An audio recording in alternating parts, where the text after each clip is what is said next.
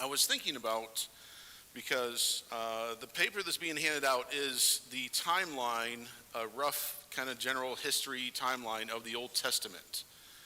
And I will freely admit that I was in college whenever I finally figured out that the Old Testament was not chronological. I don't know why they didn't do it chronological, but they didn't. The people smarter than me, and I'm fine with that. I'm fine with saying that there's people smarter than me out there that knows these things, because as I looked, Jesus went and picked fishermen first, and they weren't known for their knowledge base. So those were the people that Jesus liked to hang out with, was people that are rather simple and straightforward.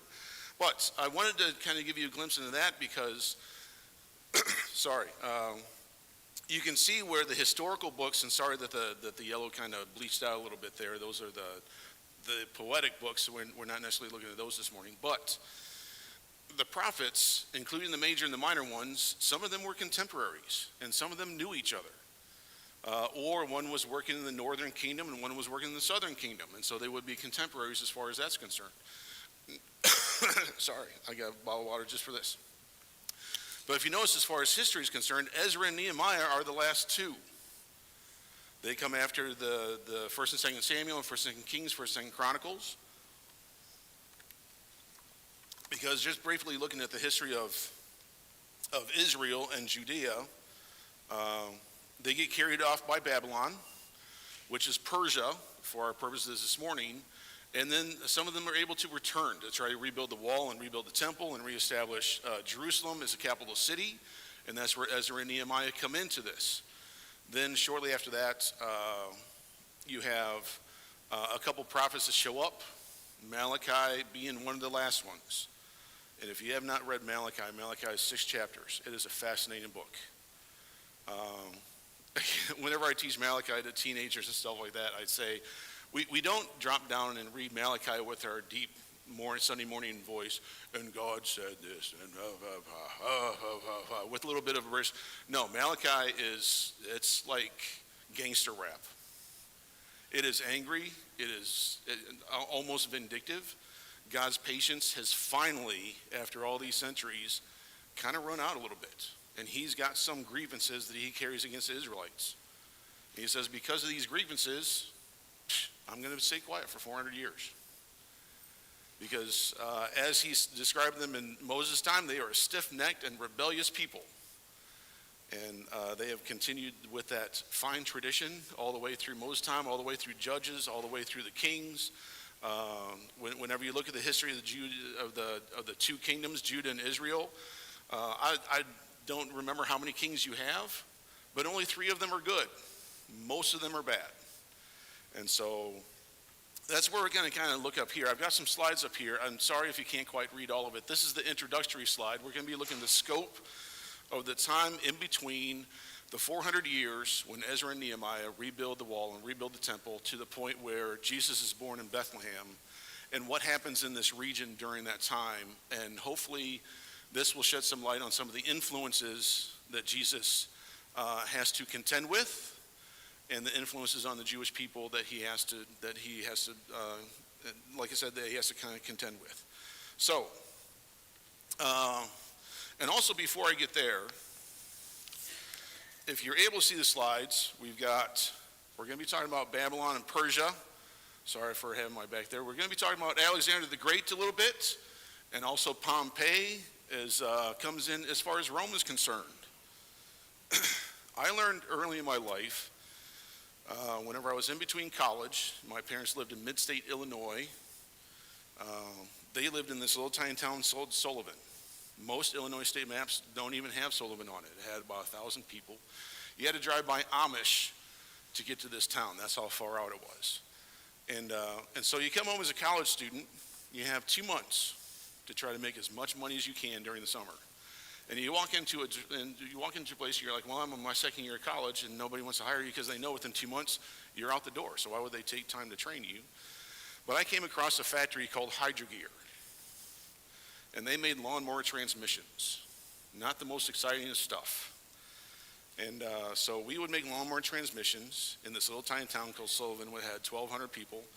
And a lesson I learned there that kind of applies to this lesson as well, that I've always remembered, was The heart of the transmission, we would call the center block, was made from this metal composite, and they would order the chunk of metal composite, and then we had machines in the factory that would cut all the holes and all the diagrams on the bolt holes that we needed.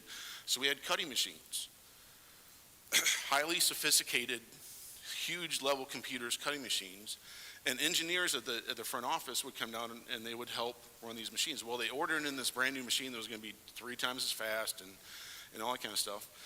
And all of a sudden I realized that to set up the machine, it was going to take them 3 weeks to set up this machine. And 2 engineers from the top office came down, and a man that had been on the floor that did not even graduate high school, but had been operating these machines for 3 years, was helping them set them up. And that just struck me as funny. Why do guys with engineering degrees need a high school dropout?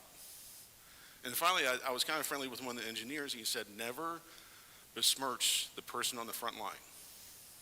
He's like, I know what the manual says. He knows how it actually works. And there's a difference. When smart we'll just use that term. Smart conquerors realize the best way to run the local government is to keep the locals. Very famously, World War II, at the end of World War II, General Patton got in trouble because they gave him Germany to kind of reestablish, and he got in trouble for using people that belonged to the Nazi Party. Well, first he said everyone had to belong to the Nazi Party. He didn't have a choice. And number 2, they know how to keep the trains on time.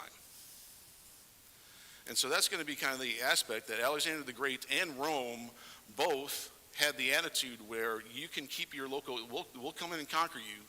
You have to pay your tribute, but you can keep your local government as long as you don't cause us any problems.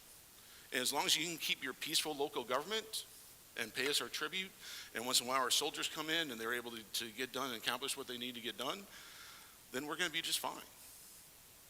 And so even though they were a conquered people for centuries during this time, the 2 conquerors that did it, the Greeks or the Macedonians in this case, and the Romans, were kind of benevolent. So you're a conquered people, but especially Rome provided benefits for the areas that they conquered. And we'll kind of get to those as well.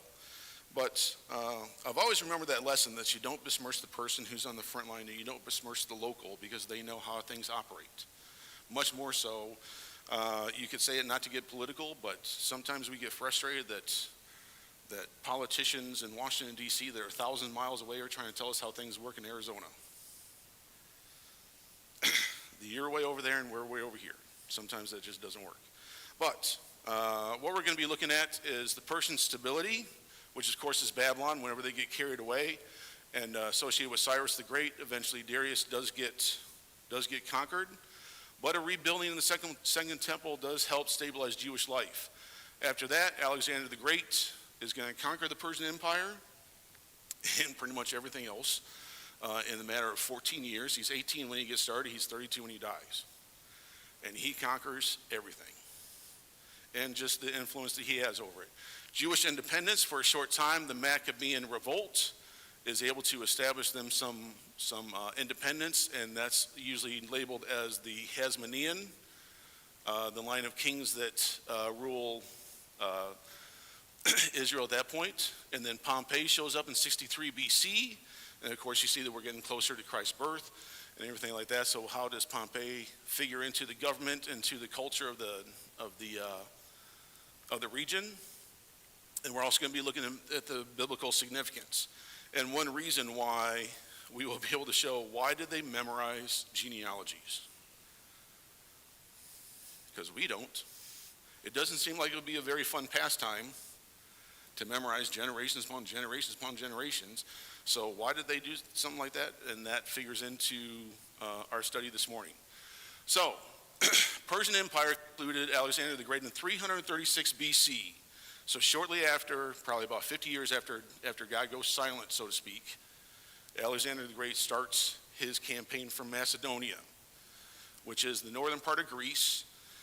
And he starts to adopt, and the Greeks as well start to adopt, if you allow me to, this Hellenistic idea, because the Hellesport is a geographic feature up in Macedonia, and Macedonia was considered the backwater of Greece. Macedonia was looked down upon by the Greek city-states, by Sparta, by Athens, by Corinth and all these big, huge city-states, and they didn't really have any use for Macedonia. And so when Alexander's father, Philip II, starts to conquer, the Greeks are really kind of upset because they're being conquered by a subpar people that they had conquered earlier. That also becomes a theme. If your land gets conquered, the country sees you as being subpar. And so Alexander the Great comes through and starts just obliterating armies. There's kind of a feeling at first of, who do you think you are? You're Macedonian. Are you kidding me? Why don't you go back home? Know your role, understand how this works. You shouldn't be doing this. I also want to point out that just because it's a really interesting tangent for me, and I'll be willing to admit that. When Alexander the Great comes down, he's going to be going into Egypt because he falls in love with Egypt, with the idea of Egypt. Just the ancient history, the Nile, the way the culture works. Whenever he's coming down in this area along the coastline, there's an island out in the Mediterranean with a city on it called Tyre, Tyre. And as he travels along, Tyre is attached to the mainland by bridges. And they've engineered these bridges so that they can destroy them rather quickly. So when Alexander comes out with his armies, Tyre destroys the bridges and stands on their coastline. You can't touch us. Making fun of Alexander. Alexander's on his way down, but he says, listen, I'm coming back. Back in those days, like I tell my students, you only keep your things if you can protect your things. It's very much of a dog-eat-dog society. And so Alexander realizes, even at his young age, 18, 19 at this point, that he cannot have a city that thumbs their nose at him, and he lets it stay put. Think about the time when David has to flee Jerusalem, and you have that one man that comes out and throws dirt at him, throws rocks. What does he do on his way back in? He goes to visit that guy. And so there's very much of a, you can't afford to lose face. So he comes down and conquers all of Egypt. And actually, oh boy, there's so many fascinating stories here. He goes and visits a seer out in the desert and is missing for like 3 months. And his army's sitting there in Egypt, and Alexander is like, oh, I'm going to go see the seer that people like don't return from. And his army's stuck in Egypt and all that kind of stuff. But then he also establishes the Sea of Alexandria, and that becomes important. That becomes his cultural capital city, is Alexandria down in Egypt. Obviously, the famous library is there. And so he starts gathering a whole bunch of scholars, philosophers. Greek culture is very much in philosophy.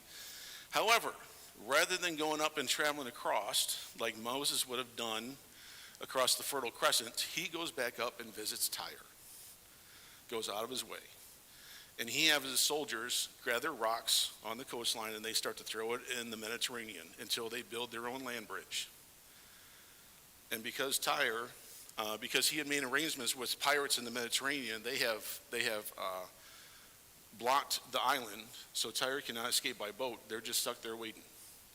And sure enough, when Alexander builds his land bridge via rock, via soldiers, it takes about 3 weeks, and then he razes that city to the ground. So once again, if you cooperate, a conqueror like Alexander is willing to let you be. But if you choose to be rebellious, they will send a message, and they know how to send messages. But Alexander establishes Alexandria. Oh, wait, sorry, I didn't mean to hit that button. And they start to, even up in Greece, as is their culture and stuff like that, but a lot of the philosophers and scholars, you have this huge library down in Alexandria. And the Hellenistic, because the Hellesport, because once again Macedonian is kind of a despicable racial term at that point. So they become known as Hellenists, the Hellenistic period. And of course we know that figures into the time around here whenever Jesus enters into Israel. Daniel 11 reflects the king of the south and king of the north. The reason why I went over to Tyre, because Tyre is prophesied to fall in Ezekiel chapter 11. God tells Tyre, you're arrogant. I'm going to have my retribution as I, God, only can have. And he uses Alexander to do it. I'm trying not to read the whole slides to you. However, as we know, Alexander dies. in 323 BC. Really kind of a tragic death. They think that he fell sickness of an illness, and even though they thought he was dead, they think he was aware, conscious, but unresponsive for 3 days, and listened to his 9 generals stand over his supposed carcass and argue over his empire. And there was nothing he could do about it. But the 9 generals, the 2 that we need to know is Seleucid and Ptolemy, which is up here. I know it's weird because it starts with a P, but Ptolemy is his name, and so he starts the Ptolemaic Empire, and they are down in Egypt, and Seleucid takes over Persia part. So Palestine is kind of caught in the middle. Now, maybe you've heard of Ptolemy before. Their last descendant to rule down in Egypt is Cleopatra. She was Macedonian. She was of the Ptolemy line. She was not Egyptian. She was Macedonian.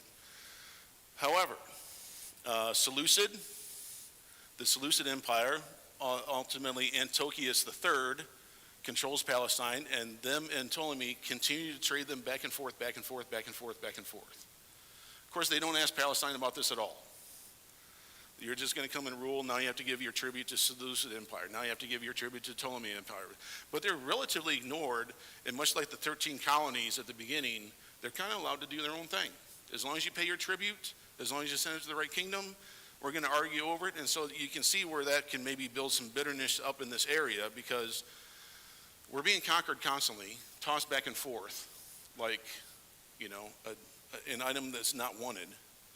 Even though they have ports in the Mediterranean, they're able to trade, they're able to build, they do have construction, they have trade routes. And so it's a valuable area, but they're only really seen for the value of that area, not for the people. And so the Jewish people really kind of gets a bitterness, and I can't imagine it's fun to be conquered anyways. But they continue to get conquered over and over and over and over. However, the temple did get rebuilt, and so they do have that. And so with Seleucid and Ptolemy, sorry, I got a little bit ahead of myself, that's where the king of the north and king of the south from Daniel 11 comes underneath of. I realize I've been doing a lot of talking. Any questions so far? I don't really know. There wasn't really any turn and talk questions going on with this lesson, so let's continue. So Antiochus IV, the last Seleucid empire before the Seleucid kingdom falls. And they are one of the last kingdoms of Alexander's kingdom to fall. And so Alexander's whole empire that stretched from Greece. Here, hold on one second. In case you're not up. Macedonian is up here. And Alexander conquered all of Egypt, and made it all the way over to India in 14 years. And even then at the end, he's like, let's keep going. And his men are like, we'd like to go home. We've been on this for 14 years now. So his men decide to go home, and the other thing that stops Alexander is war elephants. They had never seen war elephants. And so they had never even heard of elephants up to that point. And they're like, what in the world is this? And so they come across from India, but he wants to keep going, and his men, and there's this famous speech that he gives and all. But this huge empire built by, let's face it, a 20-year-old, because he's 32 when he dies. And so they split it up into 9 different parts. Seleucid's up here, Ptolemy's down here. And the last one is Antiochus, I may be mispronouncing his name. Antiochus III is the last Seleucid king. So he rules the Seleucid Empire from 175 to 164. And he is not happy with the Jewish influence. He fully embraces the Hellenistic influence coming up from Alexandria and the old Jewish traditions. He cannot stand them. I'll tell you what he does, and then you decide which word goes. He has complete enmity for the Jewish people. Hellenization continues, but in 167, he goes into the temple in Jerusalem, builds an altar for Zeus, sells off the high priest, takes bids, so he auctions off the high priest position, builds an altar to Zeus, and, sorry, I don't mean to chuckle, he sacrifices a pig, which I can't think of any more of a greater insult than to bring in an unclean animal and put it on a pagan altar in the middle of the Jewish temple. So you can see that he has no respect for the Jewish people whatsoever. And it ends up being his downfall, because the whole revolt against the Seleucid Empire kind of starts in Jerusalem with Mattathias as a priest that came from the hinterlands, but he is considered a high priest. So he starts the resistance. Judas Maccabeus and his brother Judah. So you have two Maccabean brothers, Judas and Judah, and they are military leaders, and they start the revolt. And you can see he starts 164. It takes them 3 years for them to keep the Seleucids out in the Seleucid kingdom due to corruption, due to Antiochus III being a very poor leader, very disorganized, he's crony, performed a bunch of favors for all of his friends and everything like that. And so it's weak leadership, and so it's really easy for the Maccabeans to take them over. But don't mistake the Maccabean. It starts with a high priest with Matthias, but it does end up with the Maccabeans being a completely military arm of the Judean people. So you can see where that was one aspect that they wanted Jesus to be, a military leader. That's what they were looking for in the Messiah. Trying to look at my notes here at the same time.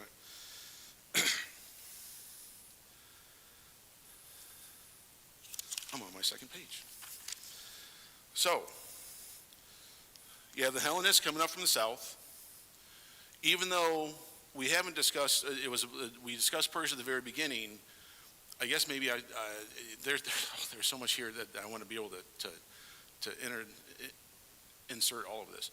The Persian holy religious texts had a heavy influence with using angels and demons and spiritual beings having a warfare on this earth. And much more so than the Greeks. The Greeks would have their gods and the demigods, and the gods would fight here on earth using different humans and demigods.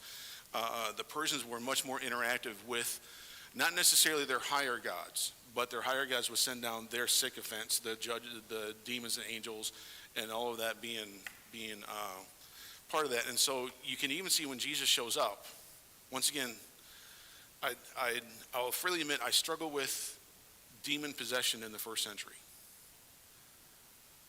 Or were these just maladies that they described as demon possession because of the Persian influence? Because the Persians believed deeply in demons being very active on the earth. I'm not saying that it wasn't. I wasn't there. But could these just be maladies that these people were suffering? And so they went to the easiest explanation that they could. Well, it's a demon possession. I have a coworker that him and I kind of got in a discussion about the storm in Galilee that Jesus steals. And he says, well, that was a demon. Well, I don't know. Maybe it was, maybe it wasn't. But I think a storm can just be a storm. Obviously, the Sea of Galilee had a lot of storms, and the men knew that, the fishermen knew that, and went across it anyways. That could be part of it. But I just bring that up just to say that you're going to get the influence from the Hellenists coming from the south, but also the Persians coming from the east. However, they were able to liberate Jerusalem. They rededicate the temple, clear out the pagan altar that Antiochus built.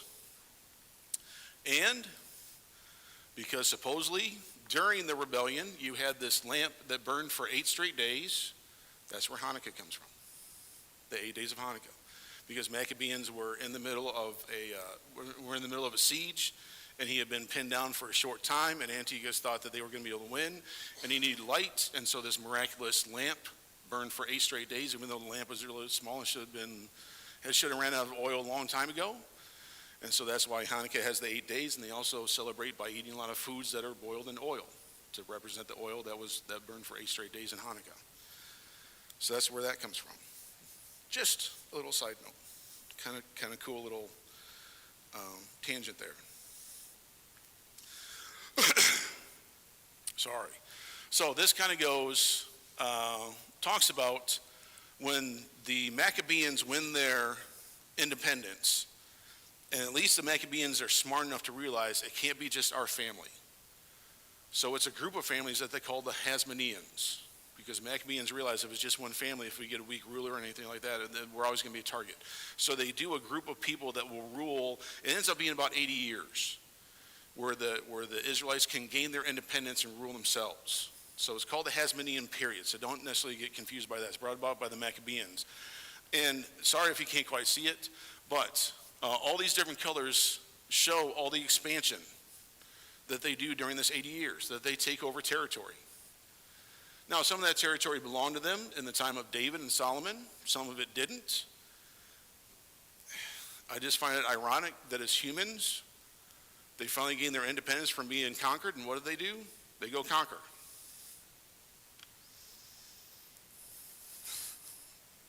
We can't help being ourselves, even whenever it's bad. But they go out and they start to conquer. And so you have a fusion of power. Judah's brother was both military leader and high priest, but that causes some issues. The Israelite people knew their history, forwards and backwards. They would memorize huge portions of it. And so they knew the one time when you had a leader that got in trouble was when Saul offered up sacrifices. So they were very distrusting of a king also being in a high priest position. Obviously, we can appreciate that a political and a spiritual leader, that's a huge culmination of power. And the Israelites were very, very wary of it. So they tried to keep the high priesthood, and you have territorial expansion, internal instability, like it says here. You start having rival clans, and dynastic disputes, because even though the Maccabees were smart by saying, we're not going to keep it in our family because that's going to make a target for us. We're going to give it to a group of people and call them the Hasmoneans. Now the Hasmoneans are arguing between themselves. You get an idea, it's big fish in a little pond. And boy, do we like to argue about the little pond. We all want unity as long as, I shouldn't say we all. Too many people want unity as long as you agree with my idea of unity. Then we can be unified. But if not, then we're not going to be unified. And that's these human characteristics come out all the time. Slander was very popular during this time, rumors. So misinformation, nothing new. We've been doing misinformation forever. And unfortunately, too many people fall for it.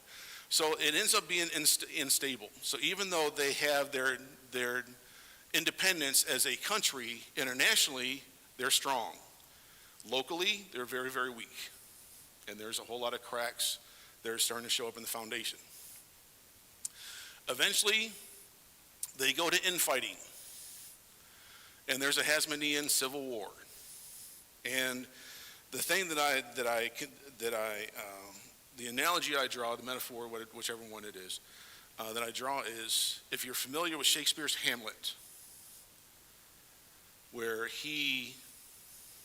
if you're familiar with the story, but I'll go ahead and summarize anyways. Hamlet deals with a prince whose father has died, the king has died. The uncle has married his mom and has become king. And Hamlet's father's ghost shows up to him one night and says, my brother killed me and you need to figure it out. And so the whole play deals with Hamlet. At one point he acts completely insane. And one of the big conversations about Hamlet is, was he actually insane or was he just acting it? That's a conversation for another time, but it's a fascinating story because they end up having infighting, and this is in the Kingdom of Belgium. And at the end of the movie, you have the throne room, and there's dead bodies due to swords and poison and this and this and this, and there's dead bodies laying all over the place. And the Germans walk right in and conquer the whole thing because they're not even paying attention. They don't even realize that the enemy's at the gates because they're more worried about the enemies inside. And that's the Hasmonean Civil War. They start fighting over this little tiny pond. Now, granted, to them it was huge. And Pompey says, this is the time to strike. And Pompey comes in with his Roman legions and pretty much just carts right on in. And because they're so devastated by civil war and they can't agree how to fight Pompey, Pompey just simply conquers them. Walks in and says, this is the way it's going to happen. And so once again, this area gets conquered again by Rome. Pompey, who of course is a predecessor to Julius Caesar. Julius Caesar actually served as a tribunal along with Pompey. until eventually Caesar and Pompey meet in the battlefield, and Caesar is able to defeat him. And then Caesar, of course, gets killed in 44 BC, and his son Octavian takes over, who's also named Augustus. Sorry, I'm going to put this side note in here as well, just because I love this little topic. Julius Caesar changes our calendar. Were you aware of that? Because December, what does Deca mean? It means 10, so why is it the 12th month? What is October? October's 8, right? Don't steal my thunder. October is 8, right? So why is it the 10th month? Julius, July. And then his nephew, who he adopts, named Octavian, becomes named Augustus, becomes August. Because ultimately they do come to Julius Caesar and they say the numbers don't work out. They used to have 10 months, and I think it was like 35 days, and they were missing a couple days here and there. They start watching the sun and the moon, and they realize we can't base it upon the sun, we have to base it upon the moon. And the moon has a real consistent circulation around the earth, and so we need to change up the days a little bit. So Caesar goes, all right, we'll change it. And I'll name a month after me, I'll name a month after my adopted son. So that's why we have July and August, and that's why Septa, 7, is the 9th month, Octo, 8 is the 10th, Nova, 9 is the 11th, and Deca, 10 is the 12th. Because he sticks 2 months right in there. That's Julius Caesar. So, only lost one battle his whole life. So if you want to study leadership, and that's one thing that fascinates me about is history, is just the leadership of like an Alexander the Great. How do you take an army from Macedonia and have them on the road for 14 straight years, and they're still willing to fight? Until after the 14th year, they're like, we could use a break. We need a vacation in Vegas, if you could. But anyways, so Pompey comes in. Sorry for the side note there, but sorry, not sorry. So Roman intervention. Pompey comes in and takes over the land. So Hasmonean Civil War, which Pompey takes advantage of. So he comes in 63 BC. To our best estimates, when is Jesus born? We don't know precisely, but what year is he born? He's not born 0 BC. Of course, they wouldn't have a 0 BC. But he was probably born about 380 is what we can figure. So we're coming closer to it. So 63 BC, Roman client rule. So Pompey sets Antipater up as the king of Judea, as the governor, as the king, because the Jewish people like the title king, and so we're willing to go along with it. And like I said, Roman was very much of if the locals can run the local government, and as long as you stay quiet and don't give us any issues, you can do all that you want to. Just follow the Roman rule. You don't break our laws, and we'll leave you alone. Just pay our tribute. And it isn't until probably about 2 centuries later when they actually start recruiting men out of that area. So they even came along and said, we'll protect you, and we won't take your young men from you to fight in our wars. We have enough and we can do that. And so as much as it's terrible to be a conquered people, Rome was actually very benevolent. They built 14,000 miles of roads. And so travel in the Roman Empire was very fast. Messages got to move very quickly. The armies could move very quickly, but also tradesmen could move very quickly. If you're trading and you're on a trade route, all of a sudden your time is cut in half. That's less money that you have to spend. And also Rome had a law where you are safe. If you're on a Roman road, you are safe. If you get waylaid, if you get mugged, you let the closest Roman consul know, and he will send out a legion, and they will not come back until they find those brigands. And once again, Rome knew how to send a message. Jesus was not the only one crucified. And we could get into crucifixion because Jesus miraculously died in 6 hours. Usually it was 3 days. And so you could rob some people on the road, but you're going to get crucified. You and your family are all going to get crucified. And you're going to be up there for 3 days, and they will leave you up there just to send a message to everybody else. So Roman roads were very, very safe. And also you can see where Roman laws were consistent through the Roman Empire. We see that in the times of Paul. He was able to lean upon the fact that he was a Roman citizen, and he could demand, I want to talk to Caesar. And if a Roman citizen said, I want to talk to Caesar, you were going to make your way up to Rome and you were going to talk to Caesar. And so that, and you have the legionnaires, the ability that they have to protect the land, where, as you can see, the Hasmoneans did not. Rome was actually pretty benevolent as far as being a conqueror was concerned. And that's one of the aspects that comes into this.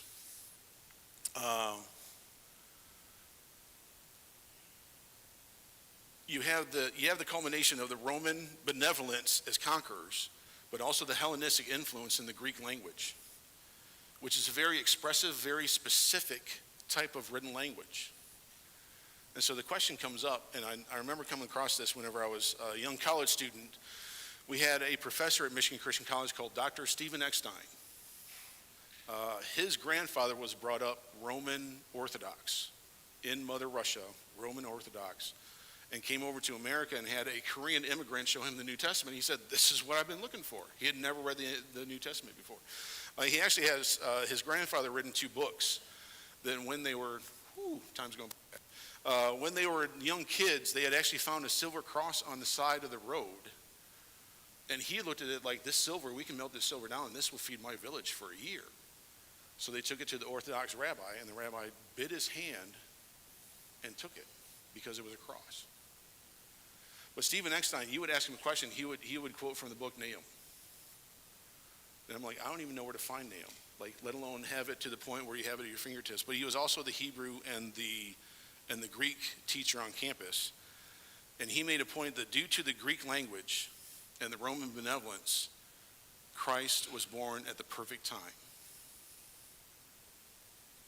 Because of the peace, when Augustus takes over, it's called the Pax Romana. This Mediterranean world has 250 years of peace. And so the message of Christianity could spread very, very quickly. With the Roman roads, with the Roman benevolence, with the Greek language, the specificity of the Greek language, it was able to spread very, very quickly. And that, I'm running out of time. We go at 10:15, right? Watch it be 10:20 today. But anyways, so sorry about that. So Antipater becomes governor of Israel, and his son's name is Herod, which we know. Now, in Jesus' time, there's 2 different Herods. There's let's just call him Herod the father and Herod the son. Herod the father becomes king of this area. His political strategy was he knew enough to try to keep the Jews happy. That was very much the Roman idea. Keep the mob happy, give them some gladiator games, throw them some free bread, and then we'll do what we want, and they're not paying attention. So Herod he doesn't rededicate it, but he rebuilds, he kind of renovates the temple, adds a bunch of porticos, adds some gates, makes it look really nice. It becomes the jewel of Jerusalem, and yet he's as corrupt as can be. And Roman, that's kind of like the rule, was on the local level, you could be as corrupt as you wanted to be. Think about the taxpayers or the tax collectors. Matthew was tax collector. He could collect whatever he wanted to, just as long as you pay your money to Rome, because Rome realized local corruption means you're willing to do whatever you can to keep power, which means give Rome what they want. So on the local level, you could be as corrupt as you wanted to, as long as you gave Rome what they were looking for. And they actually kind of utilized that. So Herod, after he becomes king, kills his favorite wife, and also playfully drowns his brother-in-law to make sure that his throne is going to be unchallenged.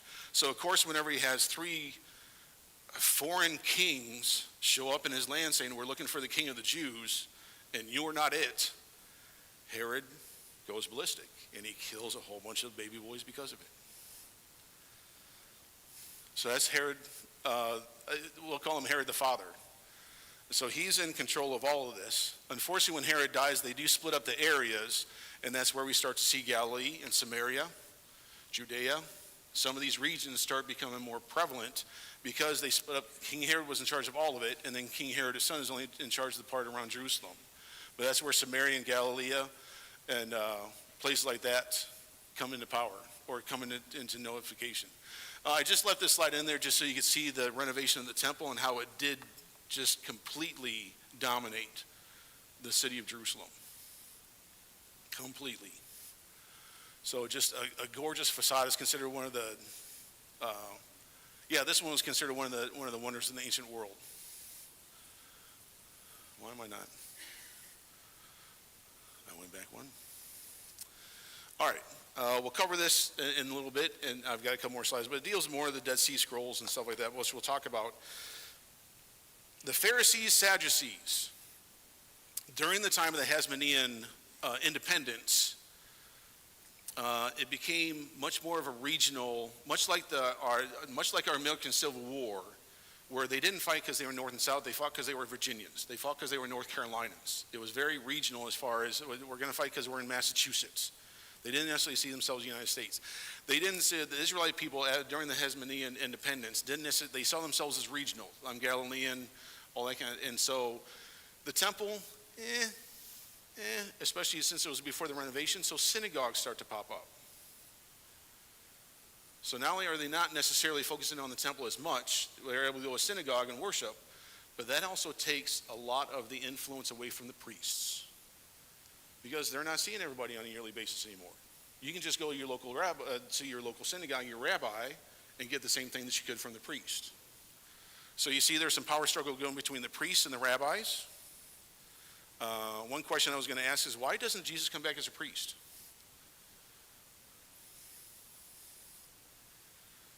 Would he have been more influential if he was a priest and not a rabbi?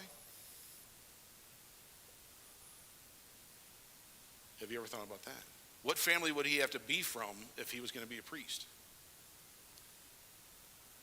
He would have to be from Levi, which didn't carry as much gravitas as being from the line of David, as being from the line of Judah. That's where the Messiah was supposed to come from. The Messiah was predicted to come from the line of Judah, was supposed to be a king. Of course, they were looking for an earthly king. He's a heavenly king. So he leaves Herod on his throne. But the point I wanted to make here was, obviously, Pharisees and Sadducees do not agree on hardly anything.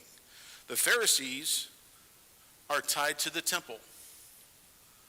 And they have, because of that, because the priests are also seeing their influence shrink, they start coming up with oral traditions, which they see as just as important as the law. The whole facetious hypothetical question, if a woman marries a man and he dies and she marries his brother and he dies, who's she married to up in heaven? They would argue that. I remember growing up, they had an argument about how can you wash your hands if both your hands are dirty. And so some of you have heard this story. They would have an egg-shaped bowl that they would put water in it, and then you would manipulate your fingers and pour water on this hand. So now this hand is clean. Now it can wash your dirty hand. So these oral traditions was a way that they would trip people up and become tribalistic in their beliefs. Just these super hypothetical. I'm kind of surprised when they ask Jesus' question about the woman that married, and he's like, where in the Torah is that?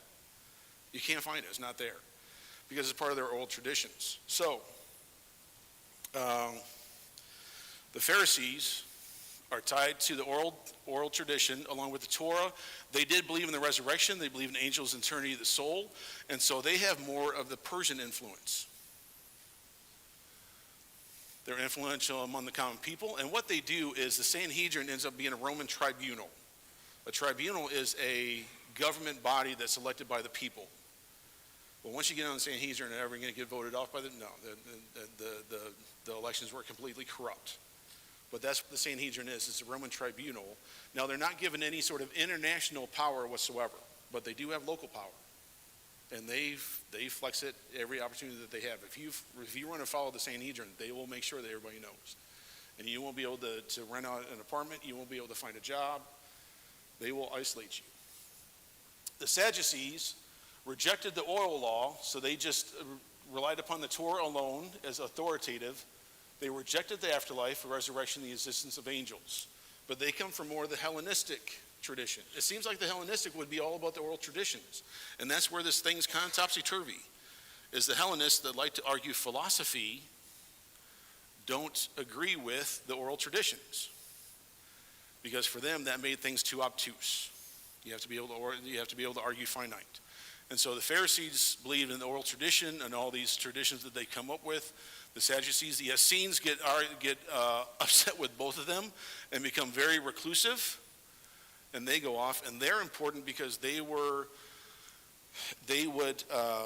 copy down Old Testament manuscripts.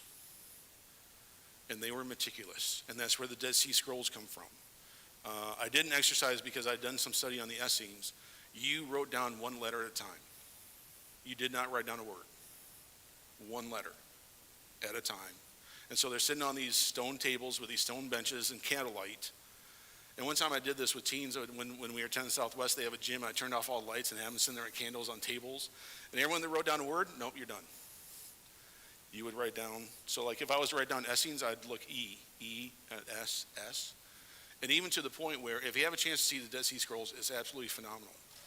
Because if in the passage we were able to see in Chicago was from Isaiah, and if you come across Jehovah or Adonai or any title that refers to the Holy Father, the supervisor came over with a different quill, and he would write Jehovah. That was the reverence that they had to these, and that's why the Dead Sea Scrolls are so important, because the Essenes were super meticulous about copying these things. So they are literally letter for letter. But they were very reclusive, stayed away from Sadducees and Pharisees. But that's, the key takeaway: Jewish life under foreign rule is not monolithic, but shaped by competing interpretations of law, purity, authority, resurrection, and political relationship to the temple and foreign powers. So even though Rome allowed for this to go very, very easily, and this would be my last point here, I told you 10:20, on the local level, the Israelite people were hungry for a leader that could disseminate these things and tell them what's what. They were looking for somebody to be able to answer all these questions that they've been arguing about for 150 years and nobody could seem to settle. And here comes along Jesus, that at 12 years old stumps the priests in the temple, because they want to argue these things and he's giving them answers, and he does it for 3 straight days. And so that's the world that Jesus comes walking into. From an international 30,000 foot level, it's the perfect time for him to come. From the local level, the disunity and misinformation that was rife in the Jewish community meant that you had somebody come through, and Jesus, obviously you can tell he was sincere, he was legitimate, and he dealt with people on a personal level. Think about the criticism that the Pharisees, knowing this now, Pharisees and Sadducees, you can see they try to criticize Jesus by saying, well, he hangs out with sinners. Are you kidding me? He's sinners. He's got to be dirty because he's hanging out with them. And Jesus goes, this is exactly where I'm supposed to be. Exactly where I'm supposed to be. And he defeated him every single chance he had. So I appreciate your attention. Hopefully you gleaned something from this. I had fun kind of doing a little bit of research and digging into it just a little bit more. History is fascinating. Thank you very much.